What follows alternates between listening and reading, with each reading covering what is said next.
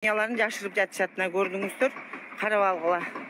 Бияқты элдин суроосу, сопкусу жок эле, өзү каалаганын да кылып, анан жашыруун кылгысы келет да буларчы. Элдин достояниясы, элдин мурасы.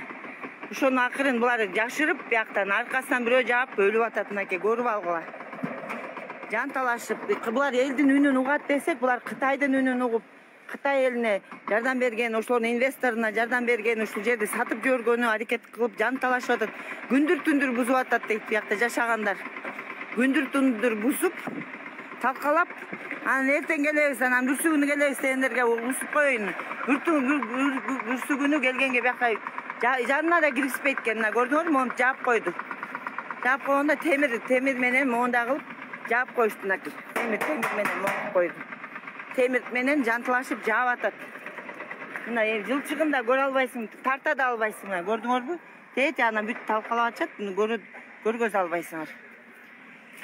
Анан үйдө отурасыңар силер, калп эле комментарий жазып койбай, "Эй, жаман болду" деп, сөз менен быдылдап, сүйлөп. Кана Мадумаров келип сүйлөбөйбү ушул жерден? Ата мурасы деп коет. Кана ата мурасы? Келбейби биякка? Эмнеге биякты мана темир менен жаап атат мынтип? Бүтөп. Кана кишилер мен чакырдым эле, эч ким жок. Балтабай какта алды. Адилет келем деп койду эле. Талкаланганын күтүп атасыңарбы баарыңар? Насылгүл эже да биякта эмелердин баары эле келебиз деп атат эле, эч ким жок. Булар кайдыгерликтин, элдин кайдыгерлигинен ушул баары болуп атат. Яман деп талкалап, яман талкалаган аскер итан жанталашып жаап атат. Шуну кантип унчукпай көрүп турабыз я. Мен камаса камап салсын, бирок Кыргызстанды ушинтип жок кылып атышат. Ала Тоону ушинтип жок кылышты эле. Тети Ала Тоо мейманканасын сонун исторический, тарыхый сонун жасалгасы бар. Эмени талкалап бүтүштү эле. Эми болсо андан кийин Нарын ресторанын бүт эме граниттен турган эмени талкалады. Мунун бүт талкалап бүтүп калышты. Келбейсиңерби элдер? Бирөөңөр бир карап койбойсуңарбы? Эмне десеңер, ушунчалык кайдыгерсиңер. Жакында Кыргызстанды талкалайт. Бүгүн эмени талкалап атышабы? Ысык көлдү эртең көрөсүңөр. Могу кытайлар, кытайчылар жакында Кыргызстанды талкалайт. Бул Кыргызстандын талкалануусу бул. Ушундай сонун красивый зданияларын баарын талкалап атышат.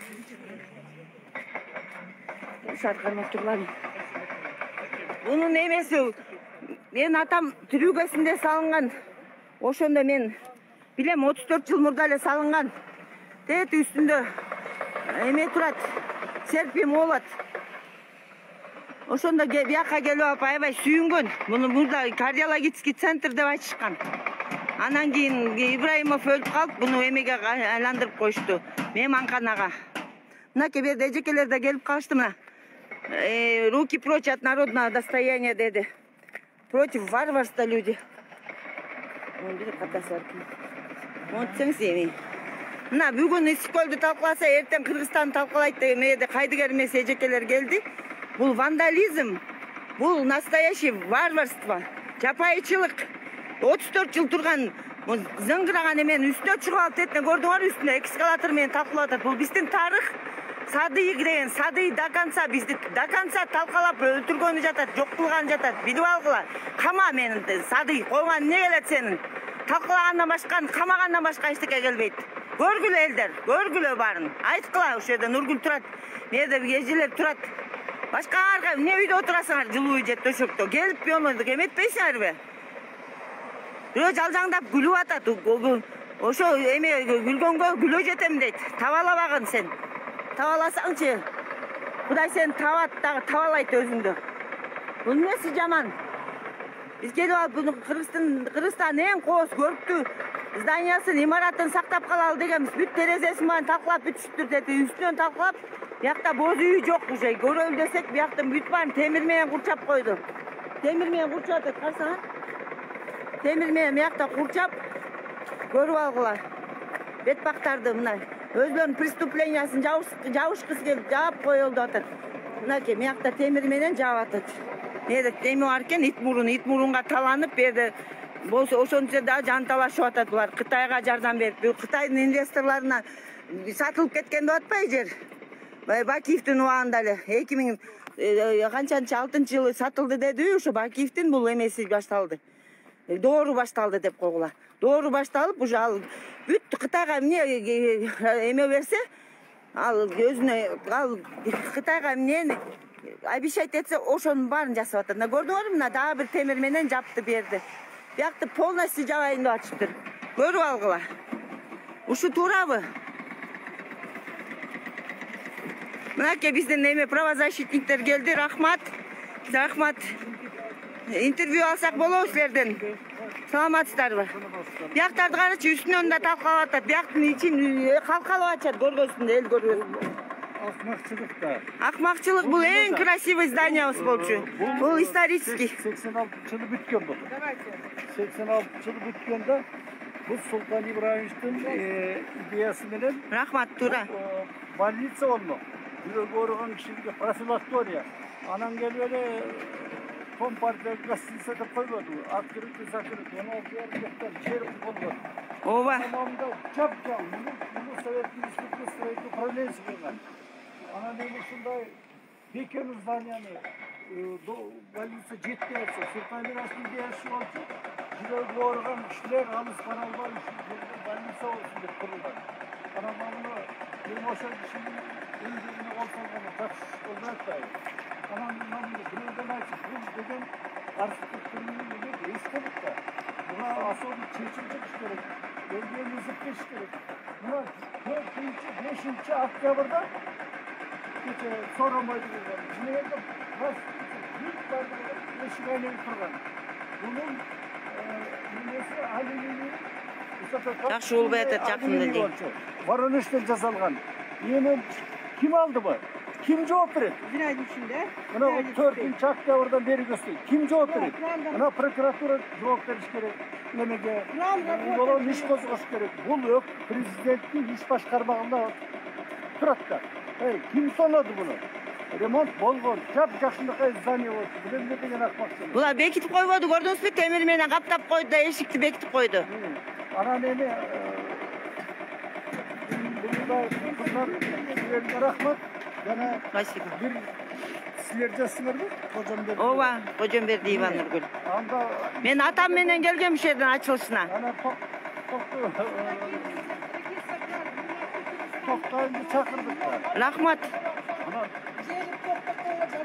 Урматтуу генеральный прокурор, но жерде эбеге сиз чоң мыйзам бузуу болуп атат. Мына көрүп атасыздар. Ошол неменин үстүнө кран чыгарып үстүнө атат. Кран чыгып атканда дагы кол колбой турган эме болуп атат, гостиница. Өзгөчө сендиктер менен курулган. Көрдүңөрбү? Күнбай тияктан эметип атат, тияк бекитип атат. Совет министрдин строительный управлениясы курган муну. Анан эме болбойт да муну. Ушундай гостиницаны элди мурун бир жерге чыртып сайтырып, анан бир жерде жүрүп, президент немес. Мына аяк бош турат. Бияк зеленый зона агай, бияк эме легкий Бишкекка. Бияка үй салганга болбойт да. Гостиница ладно, мында бирөөнү эле салса болот. А тияка ыхласызбы, ошол бүт баарын удан салбадыбы целый микрорайон. Гостиницанын ичинде 20-25 гектар бактырына кире беришинде оң жагы турат. Ошол жака куруш керек. Анан болбойт. Кытай посольствосуна жакын да бер. Тети ВДНХны атайлап карабай коюшту. Манас айылын атайлап карабай коюшту. Жакшы иш эмес. Эмне деген мына прокуратура кайда кармак керек, күч органдары кайда карап атат. Президент бирөө жарым айтпай, мына кечектен бери жазып эле айтып атабыз. Туура. Султан Ибраимовдун идеясы эле жүрөгү ооруган кишилерге бир профилактория болсун деп. Ушундай качественный салынган здание болчу да. Буну кандай болуп талкаланып кетти? Бирөө жоопкерчиликке тартылыш керек да. Да. Ошон үчүн азыр башы менен жооп берсин бияка, ар бир ташы үчүн. Бул жерге азыр Мына милицияны жөрүп коюптур бияка, көрдүңөрбү? Милициясы келсе, алып келип булар жазылды, жана биздин немелерди окуганда. Анан кийин эмне деген акча. Муну талкалаганда милиция кайда жүрдү? Талкалаган булар бизди талкалаганы келип атат. Аз байкап туралы да. Анан эме туура кылып атат. Ошо кем атында анан 3'te degende ben toktayım da çaldım. Тура, рахмат байке. Ben sadece Бияқта биздин уже тилибиз жок турбайбы? Элдин расстояниясы талкаланып аткан аз келгенсип, эми бизге милиция жиберип коюптур. Эми бизди бияктан коргойт экен да. Биз эл даже тилибиз жок калган турбайбы? Жана Эдил Байсалов айткандай, силер жер тепкилесеңер да эчтеке кыла албайсың деген заман келди. Кыргыздардын жерин баарын мынакей, жерин ичинен сатты деп ушуну айтыш керек. Жерин ичинен сатып атат мына. Онда килейген эменин баарын жер ичинен сатып атат. Мына көрүп алгам мына милиционерлер.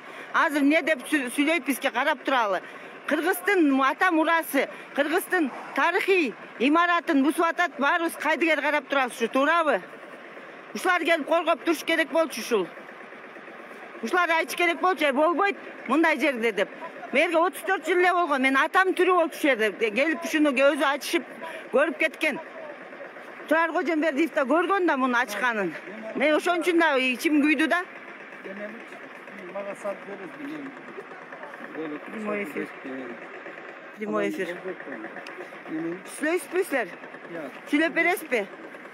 Да. Бул туура кылып атам, эмне болуп атат? Я считаю, разрушение архитектурных памятников истории и культуры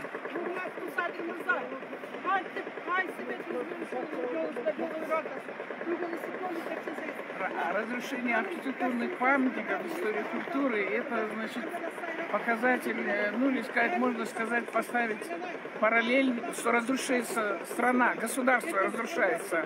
Я не понимаю этих чиновников, которые так ненавидят свою родину, свою историю, свой дом, понимаете, свой народ разрушает, уничтожает, сажает, убивает. Я вообще не понимаю, как так можно ненавидеть свой собственный народ, свою страну. Они вот это все построят, а сами-то уедут в благополучные страны жить. А нам оставляет вот это разрушение. Это разрушение, это не только разрушение здания, это разрушение памяти, это разрушение образования детей, это разрушение будущего Кыргызстана, нашей родины, Кыргызстана, понимаете? За что вы ненавидите свою родину? Если вы кыргызы, вы должны любить ее, охранять, защищать, а не разрушать, как сегодня. Да, ломать это не строить. То, что Советским Союзом построено, это все прочное, это нам долгие века. А тут построили и уже за 3 года говорят, что негодность пришла. А тогда пусть ответят, почему негодность пришла. Мне кажется, это просто отговорки. Это им земля нужна. Негодность, знаете чего? Негодность мозгов, к сожалению. Негодность мозгов. Им надо вправлять мозги, потому что это самое. Это, кстати, есть закон о защите архитектурных памятников истории культуры. Есть закон. Они не придерживаются этого закона. Видите, снесли на рынок, снесли типографии. Да. Алато мейманханасындагы талкалап коюш. Алато снесли, сейчас построили такое здание, это ужас, это тюрьма, в которой будет жить 100 семей, и это элита, что ли? Разрушение, понимаете, вообще города разрушено, он невкусный, он некрасивый. Раньше люди приезжали, восхищались, сейчас приезжают и говорят ужасно. Это разве город? Это не город. Вот это... Махаля сейчас, не Я город. вам, знаете, что хочу сказать? Что вот это здание, да, Иссык-Куль, ну не только Иссык-Куль, вот эти старые здания советской архитектуры, да, они бы приносили доход по туризму. А так они приезжают и смотреть нечего. Экскурсии негде. Вот остался исторический музей, советская постройка, театр оперы, советская постройка.